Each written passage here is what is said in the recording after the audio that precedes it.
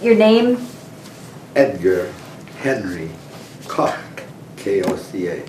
Their Koch in German means the cook. It's a German word meaning the cook. And I was born November 1st, 1935. My father always told me, he said, you know, you shouldn't have been born on November 1st. And I said, okay, Dad, when should I have been born?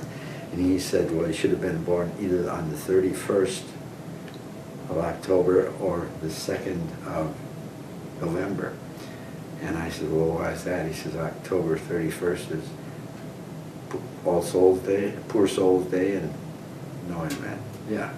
And October, I can't remember the difference between the two.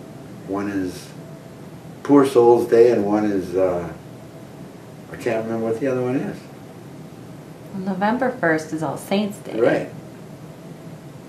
October 31st is All Halloweens. This Halloween or Poor Souls Day on November 2nd. That's why I should have been born on. No, thanks, Dad. Thanks. That's one of his jokes. He always threw that one at me. And I was, like I said, born in Trivers, Carp, USA, also known as Seagull City, because we did a little bit on that. It was in the newspaper. And I was raised initially on the south side, but then we moved to a house which was located between the post office and Dan Martin Funeral Home. There was a house there. Okay. It's Dan Martin Funeral Home's parking lot now. Okay. And so I was raised there, and I went to St. Luke's grade school. And somehow or other during my youth, I had this proclivity towards saying Mass in the house and doing things like that, and having my younger brothers and sisters serving me. And so my father got it in his helmet that I had to be a priest. And so when I graduated from 8th grade, I was shipped off to the Salvatorian Seminary at St. Nazianz, Wisconsin, to study to be a priest. There was a seminary at St. Nazianz. Yep, right in St. Nazianz, Wisconsin. I did not remember that. Well, it's still there. Okay. As a matter of fact, my brother and I brought our chainsaws to a hardware store over there that repairs chainsaws last week. And I said, we're close, drive in. He said, what? I said, drive in, you're here. So he drove around, and I looked at the old place, it's still there. St. Gregory's, St. Nazianz, is a church that we were in, I attended all the time. Well, anyway, I came back after the first year in the seminary, and that summer on the old Southside Bridge now, I kissed a girl. And I thought, boy, that's pretty nifty. And I told my father I did not want to go back to the seminary. And he says, you're going back. So what could I do? So I went back to the salvatorian seminary in St. Nazianz. And all the while I was there, I said, how can I get the heck out of here? And then it dawned on me. So I went up to the head honcho, and I asked for an office visit. And he said, come on in. And I said, Father, I don't want to be a priest. Essentially, that was the case. 2 weeks later, I was gone. I was back at Two Rivers High School. That's when I started Two Rivers High School. And that was in my latter part of my sophomore year. And as a junior and a senior, I graduated with honors and played sports, football, basketball, track. The whole schmear, did a good job. And upon graduation, my father wanted me to go to college. And so he said, you're going to go to Marquette University in Milwaukee. I said, okay, Dad. So I went to Marquette University, and he wanted me to take a business administration because he was born and raised in Two Rivers, and he graduated from high school, but then he got a job at Hamilton's in time study, you know, timing people when they do their jobs and then setting the rates that they get paid per hour. And so he said, my kids are going to have a college education. And so he sent me to Milwaukee. Well, boil it down succinctly, I got 4 Fs and 1 A. 4 Fs were in the subjects I never went to, the A was in English. So that after the first year he said, you're not going back, and I said, I don't want to go back. He says, you better join the service. I said, okay, I will.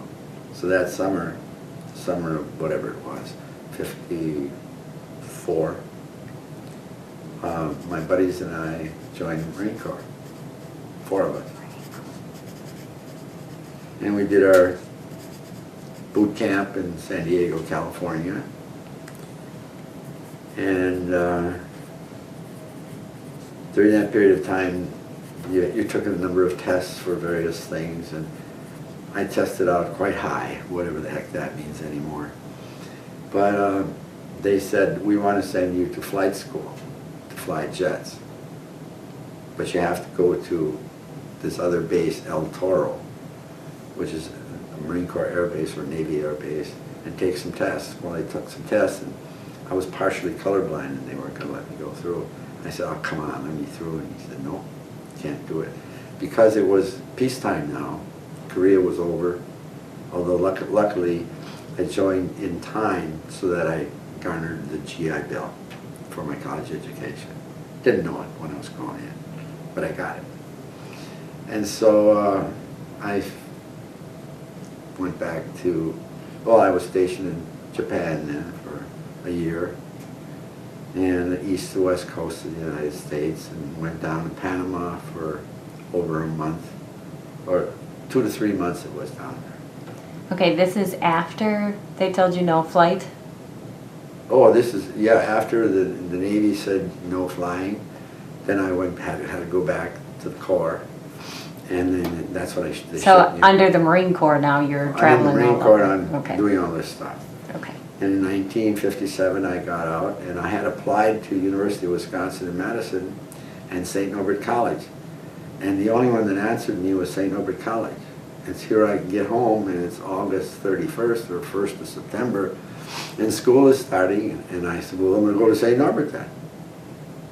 And he said, okay, so I did. And I ultimately graduated from St. Norbert College. And that was With what kind of a degree then? Bachelor of Arts degree in English, high school English teacher. And I immediately got a job as a teacher at Preble High School in Green Bay. And they were not a part of the Green Bay public school system at that time, in 1962. 1962. And in 63, there was a law passed or something, and we became incorporated in the Green Bay public school system. So then I was a teacher in the Green Bay public school system. And I taught in the Green Bay public school system for about 18 years.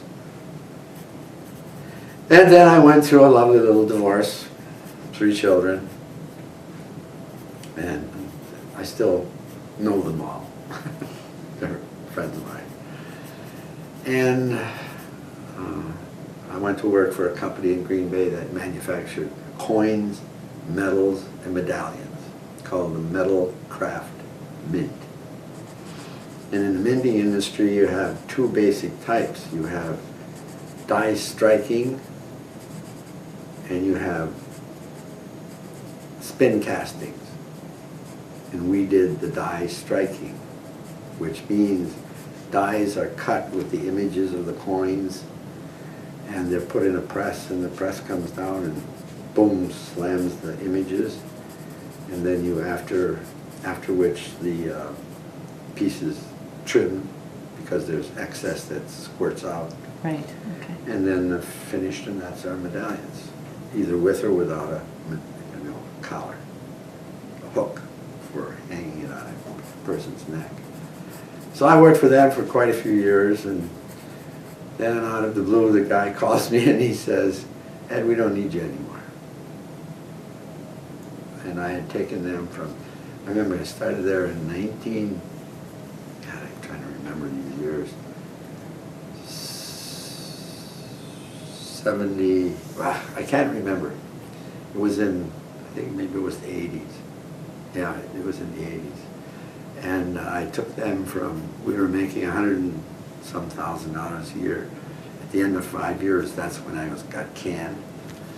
At the end of 5 years, we were at 5 million.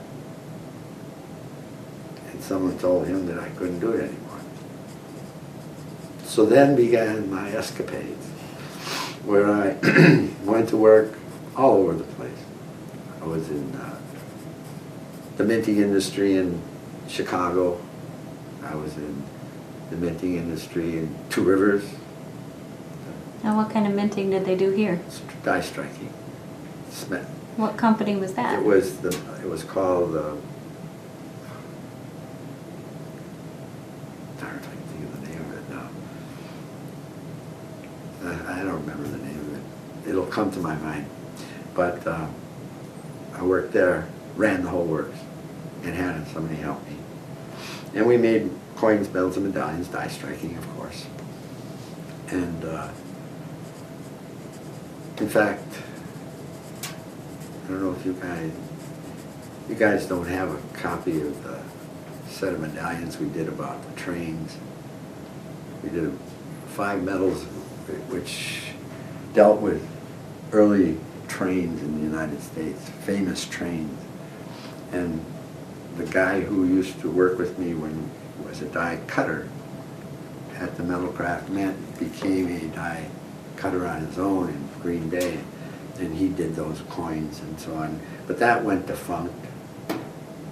And then I just kind of went off on doing everything and anything you could think of. I remember dealing with the Norbert teams in Green Bay, because I had taught in the Green Bay school system and graduated from St. Norbert College. So I spent quite a bit of time up there on weekends, you know, and that didn't work out. So then basically I joined the Peace Corps.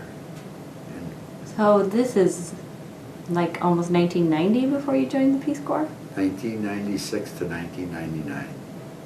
Not 1996 to 1998. I was in the Peace Corps in the Philippines. And I came back to Two Rivers after that. And Now, go ahead. you were at Preble in Green Bay, so you were living in Green Bay that whole time. Then you did the Medalcroft Mint. That was still in Green Bay. Yes. Okay, so you lived in Green Bay for quite a number of years. Oh yeah. Did you come home often because you were close to Two Rivers? Once in a while for special occasions, kids, birth of the kids, you know, whatever the case might be.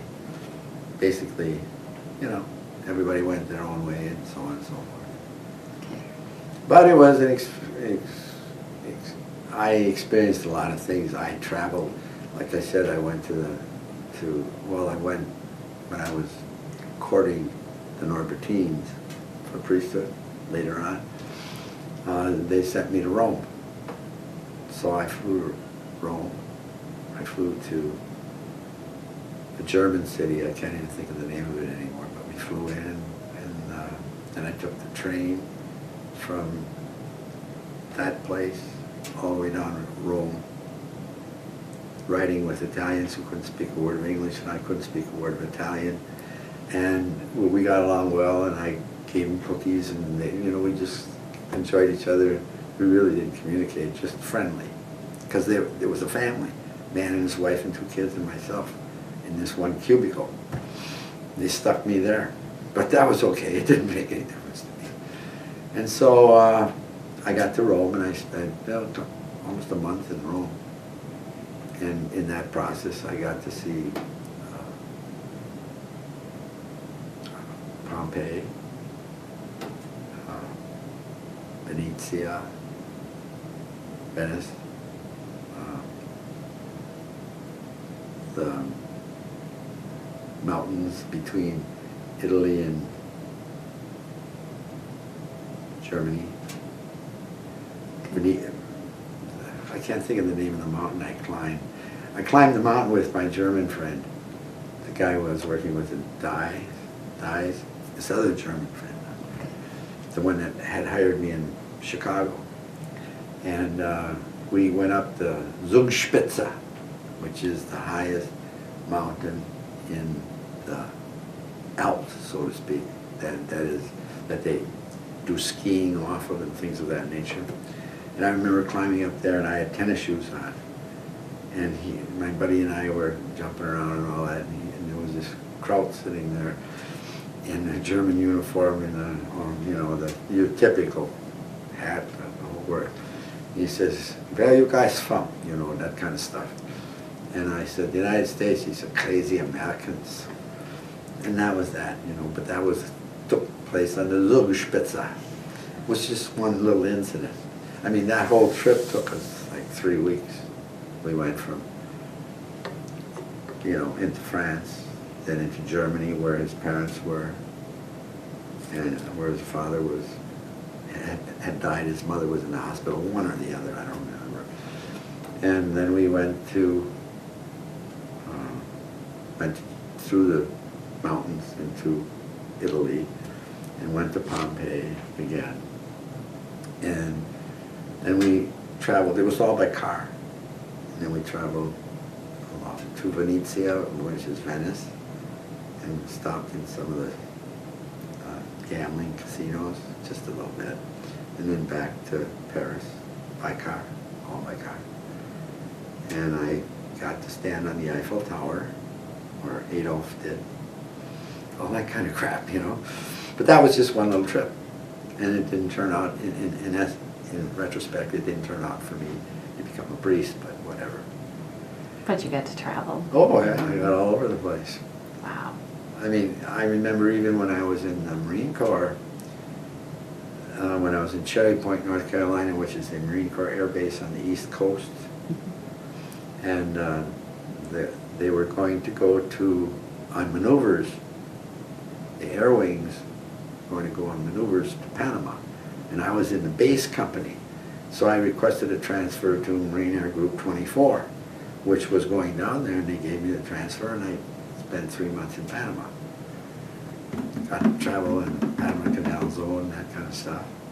I was always open.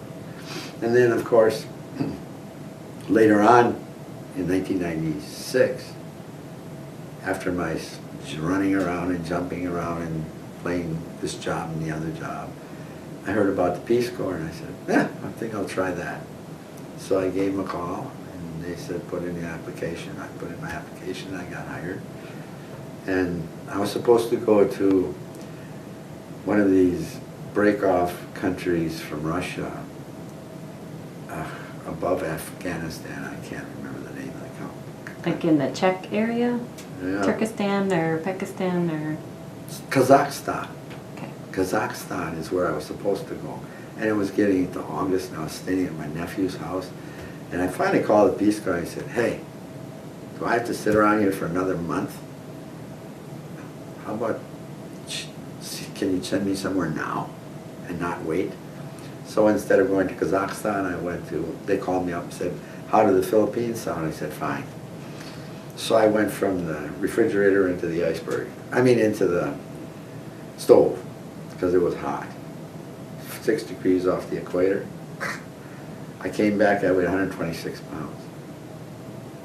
Just sweat it all out. All the time. And I ran every day. I enjoyed it. And I had a good experience there. And basically, I can jump all over the place if you want. I've been here, there, and everywhere. So when you finished the Peace Corps in '98? Then I came back here. Then you came back to Two Rivers. Two Rivers, 1996 to 1998. In 1998, I got here. What did I try to do? I don't remember what I did. But all I know is, I was divorced by then, a long time. And I just kind of fooled around here and, retired, so to speak. I worked at Lakeside Foods. I was in production. Just for something to do. Just for something to do, yeah. And then when did you actually retire? 2000. Somewhere in there. Somewhere around there. I don't know, I've done so many different things at so many different times that, I never really sat down and itemized and, What year and how long and what, everything. what was from here to there, I don't know, who cares? I just did all kinds of things. And of course, when I was in the Peace Corps in the Philippines, I started writing, I didn't start writing poetry, but I started writing poetry about my experiences. And that's where this book comes, the one that's in this library. It's a direct result of my experiences in the Peace Corps. And about 6 months before I left there, I met a Filipino who's, sometimes my mind doesn't serve me quite as rapidly as I'd like it to, but Bernardo Cuizan Hermoso was the guy's name, and he said, "What do you do?" And I said, "I'm an English teacher. I teach poetry and English to the Filipinos." I said, "What do you do?" He said, "I'm an artist." I said, "Oh." And he showed me all this stuff. And he worked in all the mediums, He said, "Can I see some of your poetry?" And I said, "Sure." The book had been published by the Filipinos, by the Peace Corps. And it didn't have any poetry in it, of course. I mean, it didn't have any paintings in it, of course. So he said, "Do you mind if I paint some pictures about your poems?" And I said, "No, I don't mind." Well, I ended up with 40 some original watercolors. 29 of which are in the book. I think 29 are in there, next to the poem that they represent. And it explains the whole schmear in the book itself, the beginning and the end. If you read the preface and the suffix, you read about all that stuff, you'll find out this is all true. Okay. It's just told differently Mm-hmm. to the reader. Whatever the reader wants to hear, they hear it. So this guy that did the watercolors you met in the Philippines? Oh yeah. Drank with him, smoked with him. Not heavy duty stuff, cigarettes, stuff like that. And we used to get drunk a lot on our free time. In fact, it seems, ridiculous, but almost every night it was beer time. By 6 o'clock we were on the beach, and they had a camera on the beach in this bar, supposedly a bar. It's really not a bar, it's just a shed. But we'd sit there and drink and eat, watch movies, and then go home and go to bed and start the next day. But it was interesting, and I did that for 2 years. The Philippines, I enjoyed that. Did a lot of traveling in the Philippines themselves. I was stationed on an island called, now I can't even remember the name of the other. Gifu, Gifu, which is centrally located in the Philippines. The Philippines is an archipelago consisting of something like 9,000 islands. And it's, just 6 degrees off the equator. And I got to travel all over in the Philippines, mostly by boat. On these great big boats with tons of people on board. Most of them, 99 and 9/10% of them are Filipinos. And then there's this 1% myself, or whatever we happen to be. And so it was a good life, and I experienced a lot, enjoyed it, and completed the book of poetry, and then it was published in the United States here, finally, with the pictures, by a Filipino in Kakana. I can't remember his name, and it doesn't make any difference. He wanted to make a buck, and so he started taking me to Filipino organization meetings, people who were gathering after having been over in the United States for a while to, resupply themselves with their past. And the book didn't sell because they didn't have any money anyway. But the point is that it got printed and it still exists. And every once in a while I give one away or somebody buys one, but they're in the local libraries. Whatever. I'm not going to be famous for it. Who cares? I did it. It's done. Did you ever write about any of your other experiences Oh, with the sure. Marine Corps? And Sure, all kinds of stuff. that's all in this book? No, None of it. that's all some just It's just at home? At home, tons of it. But who the heck, who's going to print you? You know, you got to have some inside track with some big shots or whatever in order to get published. And if you know, most poetry nowadays is free verse, whereas I'm inclined to be more technical. I do it, you know, Shakespearean sonnet, quatrains, all different kinds of different form poetry. I like form poetry because of the fact that not only must you know, create a thought process, but you have to imbue it with things like meter and rhyme, consistent rhyme, and still not make it sound like some wishy-washy old dumb song, which is something that free versers don't have to worry about that. No. But I write some free verse. So you're still doing writing today? Yeah, not as much as I used to, because there's no market.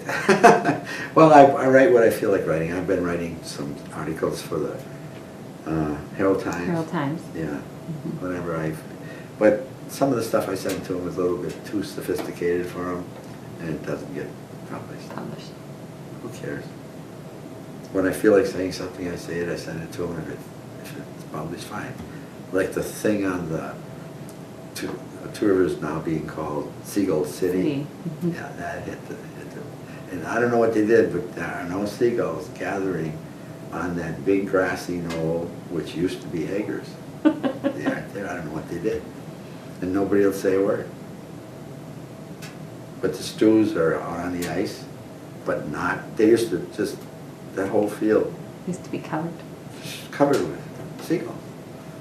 And no, I don't know what they did. Didn't ask either. Okay, let's go back and talk about your impressions or the changes you've seen in Two Rivers. In Two Because you were Rivers. here, you know, growing up, and pretty much after you graduated from high school, you pretty much were gone For many, many years. many years, and now you came back again. Well, like I said, What are some of the biggest changes you've seen? well, I don't recognize people. You know, they say, Koch. I said, yeah, what's your name? You know, I don't remember. After all my experiences and all the different people I met in my life, I just don't recall. And people expect you to because it's such a small city. Yeah. Yeah. But they don't realize that I've been gone for 30 years. And I come back and they look familiar, but I don't know what their names are anymore. Because I've met thousands of people since in different educational settings, you know, regular social settings, whatever. Just tons of people. So that's one of the things. It's hard to recognize people. Hard to recognize, sure. If they come up to me and say, I'm so-and-so, oh yeah, I remember that. What did we do together? What didn't we do together? Whatever. But Two Rivers is, well, when I was a kid, Hamilton's was hot stuff. You know, my father he never graduated from college. Just went in time study, and he made it as superintendent of the steel plant. Worked his way right up there. Right Huh? up the ladder. Became superintendent of the steel plant. And I worked at Hamilton's during the school year. You know, I worked making dryer parts, putting together dryers, making garbage cans and welders. I did everything from soup to nuts. And he made us work. And we had to work because we were the boss's son. You don't want to fluff off if you're the boss's son. Right. And of course, you know, a lot of work that they did was based upon piecework. In other words, if you make 40 an hour, you get paid this much. If you make 45, you get paid this. Well, they controlled that, the workers. And he'd always ask me, does anybody ever say anything to you? Nope.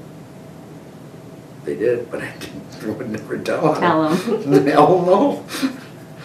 Yeah, so, I mean, I learned how to work. I did a lot of hard work in my life. When I was a teacher in the Green Bay school system, summers I worked road construction. I mean, it wasn't like riding around. It was with a pick and a shovel. They didn't have those rails that the machine rides on now, on the outside. They didn't have those. So it was all handwork. Tough.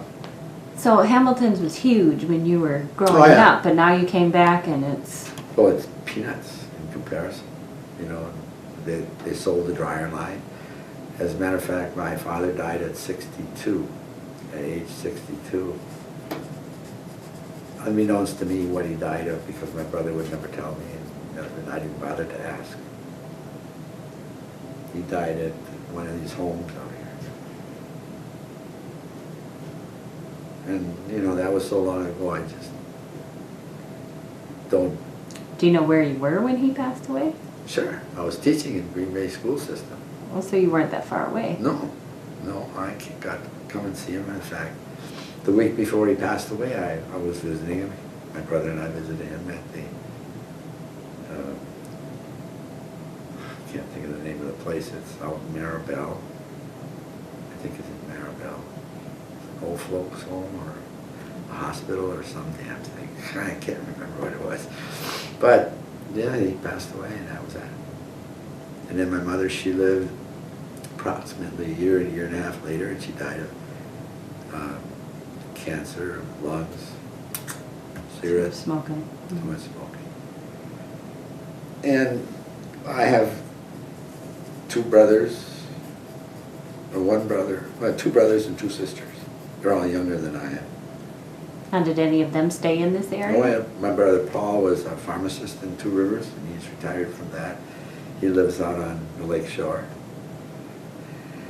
And another brother was in the, he was in the army during the Korean War,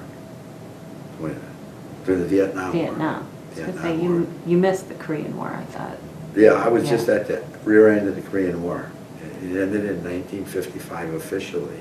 I joined the Marine Corps in 54, thus qualifying me for the GI Bill. Didn't know I was doing it, but I found out later I did. And when the Marine Corps, when I was asked to leave the Marine Corps, they wanted me to go to OCS, Officer Candidate School.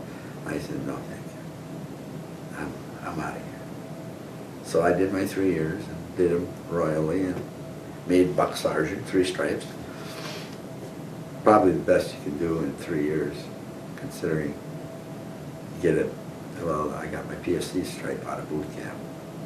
Only, not everybody got a PFC stripe out of boot camp. PFC, private first class? Yep.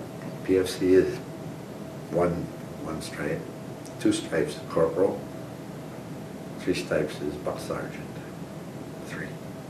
And then you go to staff, tech, master. That's true in the military. It's different now, but it's basically the same. But I was a buck sergeant. Pretty good. Better pay. Better pay. So And, one of your younger brothers ended up at Vietnam? In Vietnam? Yeah. Okay. Earl, he worked for the federal government in, God,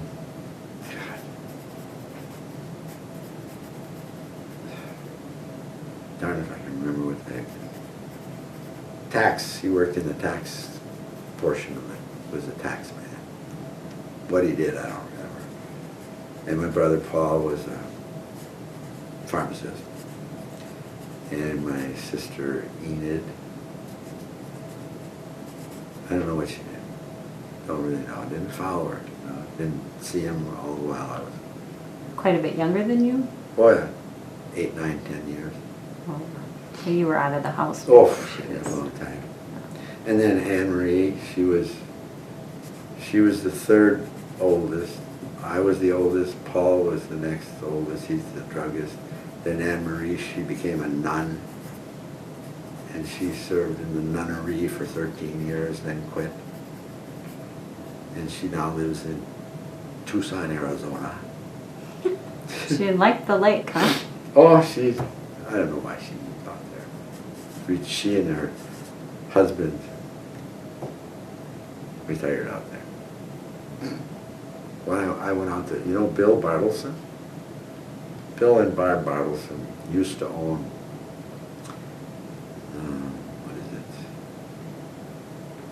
Garage door business out on 147.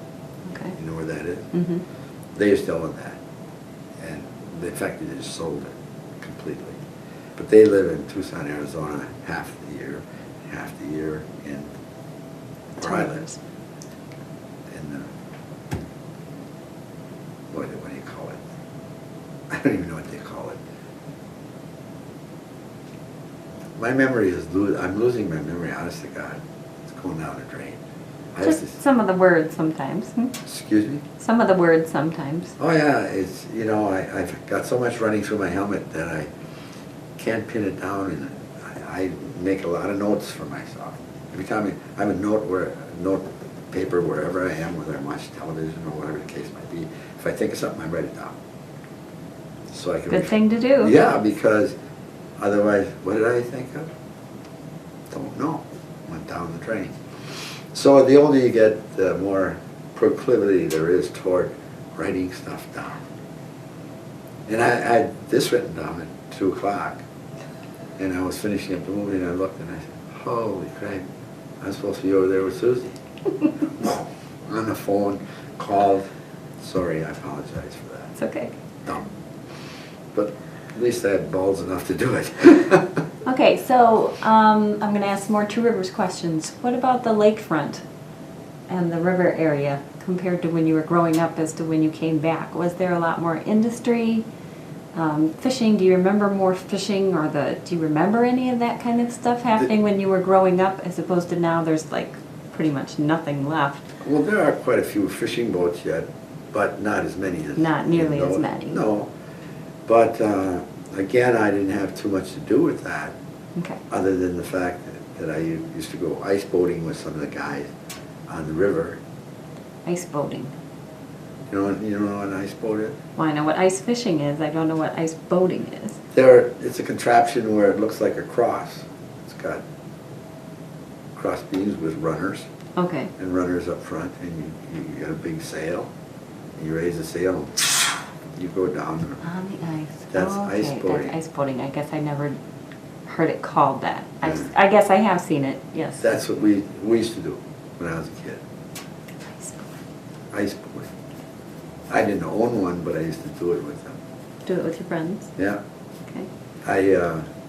They wanted me to learn how to ice skate. I tried on a pair of ice skates once and went out there, and I said, to hell with this. I can't stand up, I'm not doing it. So I just gave up on that. Gave up on that. Yeah.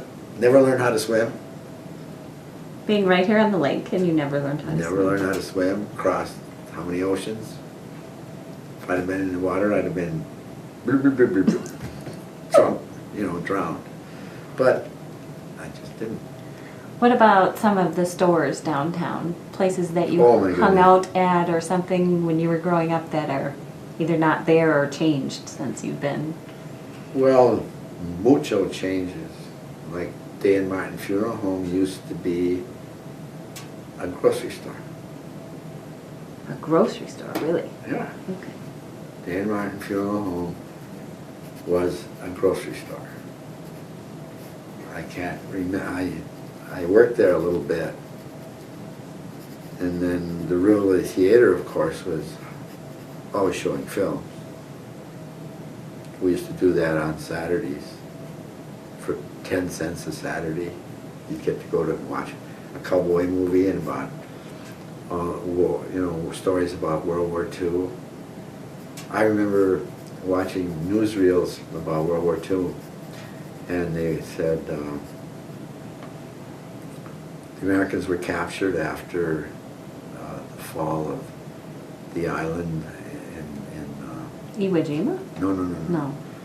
In the Philippines. Guadalcanal? No. No? In the Philippines. I can't think. Well, anyway, they were captured, and then they had the Death March. You've heard of that? Oh, yes. Mm-hmm. Up the the peninsula. And I don't know how many thousands of guys were killed because they couldn't make it. They just stabbed them and let them. And, but anyway, it was called the Bataan Death March. Yes. But when I got over to the Philippines, it was called the Bataan. Is the correct pronunciation. Bataan, same spelling. And these are things you would watch in the movie theater on a Saturday? They were war films that were showed, like after the Westerns were showed, or before, or it was before the Western. The Western was usually the main show. The main show. But the comedies came first, or the newsreels. Somewhere the comedies and the newsreels were mixed in the beginning, and then the main show, and then that was it. And that was 10 cents. Plus you got a nickel's worth of popcorn at Huskies. Husky was a guy who ran, it was, you know, it's like a grocery store. I'm not a grocery store, a candy store that was hooked right onto the theater. So it wasn't actually in the theater, not like nowadays where you go in and you have your concessions right in the theater. No. It was next. It was in the same building, but you had to go in there first, and then you went into the theater. And they had people who showed you your seats with a flashlight, the whole schmear. And you couldn't go on the balcony unless you were, I don't know what the reason was, you were not supposed to go on the balcony, young kids. Probably didn't want you throwing popcorn down at the other people. There probably was some other junk, or taking a girl up there and doing something you weren't supposed to be doing, or testing the waters, or whatever you want to call it. But the theater, you know, every Saturday we'd go. I'd see many cowboy movies, Gene Autry, Tom Mix, you name them, all the old cowboy heroes. Of course, remember this is many years ago, and I forget the names, you know, of all the cowboys, but the typical ones. Mm-hmm. And tours, besides that, Point Beach was always there, only Point Beach was different. You didn't have all these stupid restrictions that you couldn't go this way or that way without a slip or a tag on your car. I mean, it was hell-bent for election, right? Wide open. So it's just wide open. Yeah. Lighthouse was still there? Sure.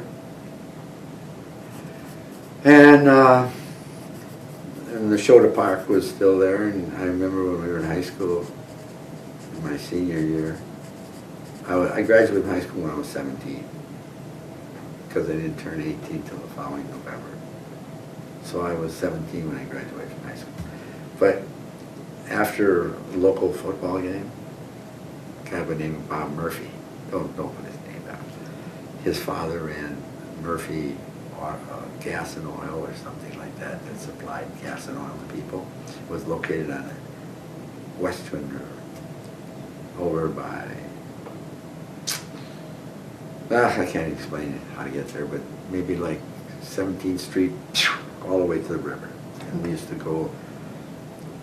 to watch them cut ice and make ice there and put it in trucks and deliver them to the houses, because we had an ice box. We didn't have a refrigerator, and we'd get the chunks of ice and put them in the top portion, and that would keep the refrigerator cool. I don't remember when my dad switched to a refrigerator, when he got a better job, I suppose. Whatever the case might be. But I'm 74 years old, I'm going on number 75, and I feel great. I work out every day at the community house. Still weighed 150 pounds. So I remember I weighed 126 in the Peace Corps, but I weighed 140 when I graduated from high school. So I didn't get fat. No. You've been too busy. Yeah. Well, now I'm starting to put on a little weight because I'm sitting around too much watching movies. That's why I work at the community house. Get the hell out of the house and do something. You can only, you know, if you don't have something to do outside of the house, you can ride around and waste gas, and that costs too much money. So I try to plan it so that each day I've got something to do, namely work out, and then something else. and then that's my day. But I have to plan it. If I don't plan it, there's nothing to do. Sit there like that. What am I going to do? Every day I've got something. Well, that's good. I plan it that way. And I wish I, had more things to do, but I don't. And I'm not dumb enough to go back to work. I could be working at Lakeside Foods right now if I wanted to. They'd let me. But I don't need the money. I'm not rich. I live on Social Security and the VA. And that's all I have. But it's enough. Comfortable. I put money away every month. So I'm leaving stuff for my kids after all. Even though I didn't have much when I got out of the Peace Corps.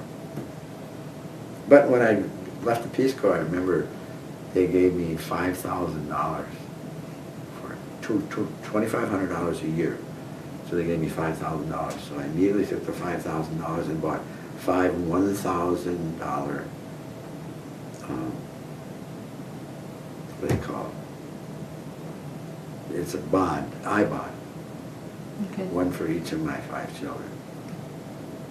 And they can pass it on to their children. Excuse me, I don't have 5 children. One for each of the 5 siblings that are their children. There are 5 kids in my immediate family. So they've got $1,000 bonds. And then I've added a couple more since. But they don't draw that much income anymore. But anyway, that's what I'm doing. Not much, not very interesting, but it's something to do. Mm-hmm. As far as my love life is concerned, there is none.